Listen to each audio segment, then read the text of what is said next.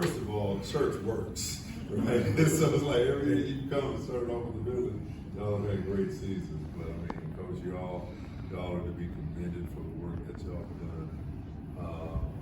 Man, I've always been a fan of Virginia Union since I was this high. One thing I always fell in love with was basketball posters. And so, that was the one thing I want my grandmother to send me was that basketball poster, because I mean, Virginia Union just did something that a lot of universities, black and white, were not doing in showcasing with that swag program is what they were about.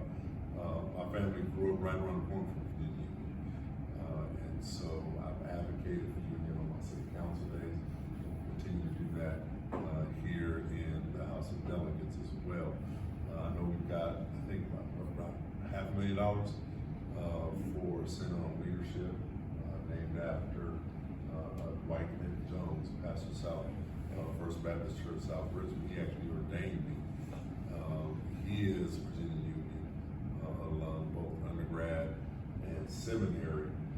And I honestly fashioned my political career after him, going through seminary, pastoring, doing things of that nature, and then local level, and then into the state legislature. He's really laid a foundation for a lot of young pastors to really fill out, fill in, step into this political space.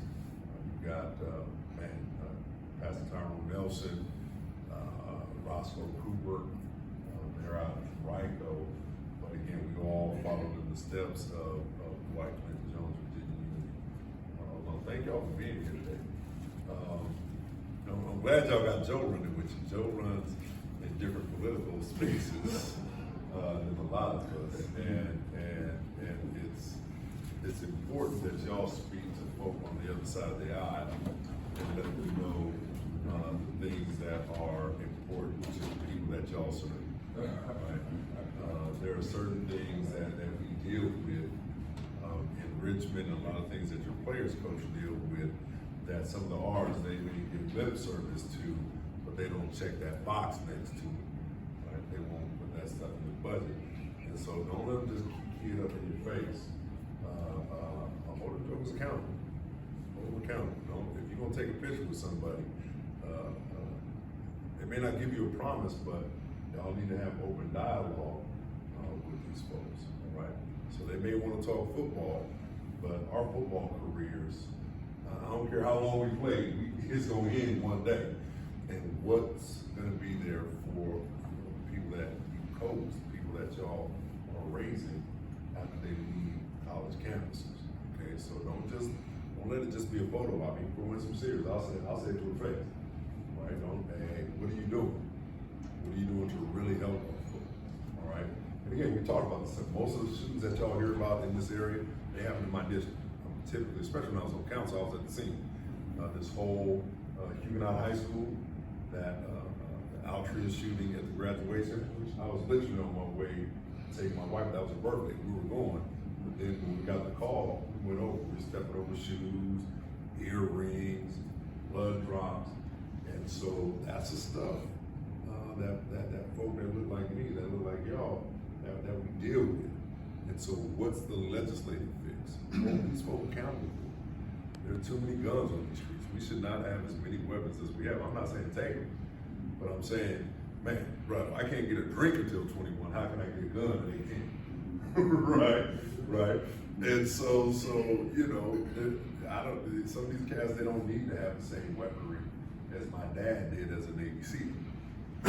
They just don't need to have the same guns. My dad, they trained with those weapons 24/7. And so you're just gonna give any other kid that kind of stuff that's wrong. But look, I'm happy to serve in House of Delegates. I'm happy to be here to share with y'all on this day.